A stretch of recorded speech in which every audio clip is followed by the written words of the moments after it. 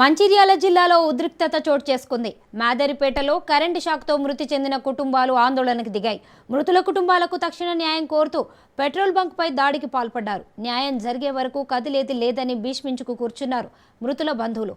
దీంతో పోలీసులు భారీగా మోహరించారు.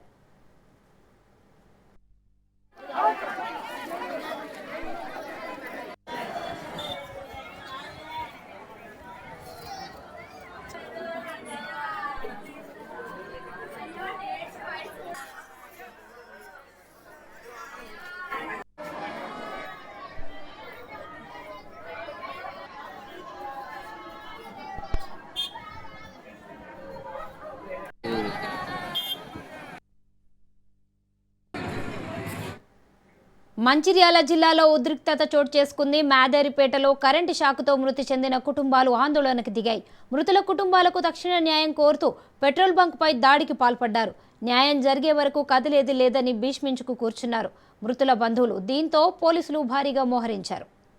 ఇదే ఘటనకు సంబంధించిన మరింత సమాచారం మా ప్రతినిధి అరుణ్ కుమార్ అందిస్తారు. అరుణ్ కుమార్, ఈ ఘటనపై బంధువులు ఏమంటున్నారు? బాధిత బంధువులు వారిని పోలీసులు ఎలా సంధానించడం జరుగుతోంది అక్కడ?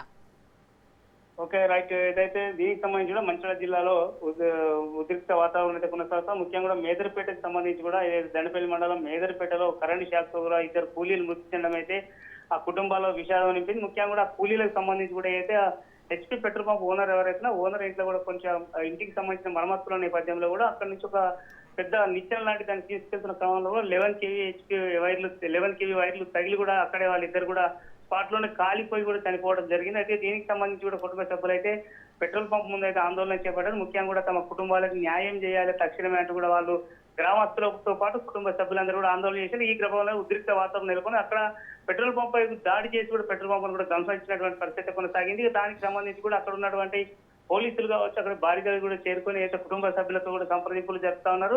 తమ కుటుంబం ఎవరైతే చనిపోయిన ఇద్దరు వ్యక్తులు కృష్ణరాజు మరో వ్యక్తి కూడా చనిపోయిన ఇద్దరికి సంబంధించి ఒక్కొక్కరికి కూడా ఒక్కొక్క కుటుంబానికి కూడా 50 లక్షల రూపాయలు ఎక్స్గ్రేజ్ చేసి చెల్లించాలంటూ కూడా ఇటు కుటుంబ సభ్యులతో పాటు గ్రామస్తులు అయితే డిమాండ్ చేస్తున్నటువంటి పరిస్థితి. కానీ అక్కడ పరిస్థితి అయితే చాలా ఉద్రిక్తంగా మారిన నేపథ్యంలో భారీగా కూడా పోలీసులు చేరుకుని అయితే ఇప్పటికీ అక్కడ ఏదైతే పరిస్థితులను సమీక్షిస్తున్నటువంటి పరిస్థితి కొనసాగుతాను. మొత్తం ఏదేమైనప్పటికీ కూడా ఈ రోజు ఆ కుటుంబాల్లో కూడా జరిగిన ఘటన అయితే జిల్లాలతో పాటు ఆ కుటుంబాలలో కూడా కొంత విషాదాన్ని నింపినటువంటి పరిస్థితి ఉన్నది.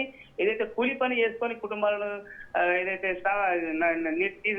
లీడ్ చేస్తున్నటువంటి ఏదైతే ఉన్నారో వాళ్ళిద్దరు చనిపోయినటువంటి వ్యక్తులు కూడా ఖచ్చితంగా వాళ్ళందరికీ కూడా అవన్నీ పేద కుటుంబము పిల్లలు ఉన్నారు, వాళ్ళందరికీ కూడా తమ న్యాయం చేయాలంటూ కూడా ఇటు గ్రామస్తులు అదేవిధంగా కూడా కుటుంబ సభ్యులు అయితే డిమాండ్ చేస్తున్నటువంటి పరిస్థితి కొనసాగుతూ ఉంది. Right, thank you Arun Kumar.